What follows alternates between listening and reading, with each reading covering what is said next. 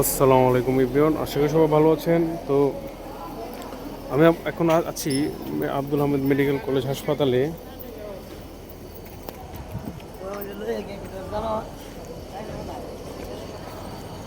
তো বিষয় হচ্ছে, যখন আপনি ডাক্তার দেখাতে আসবেন তখন দেখবেন যে অপেক্ষা যে কি জিনিস এটা বোঝা যায় ভালো করে।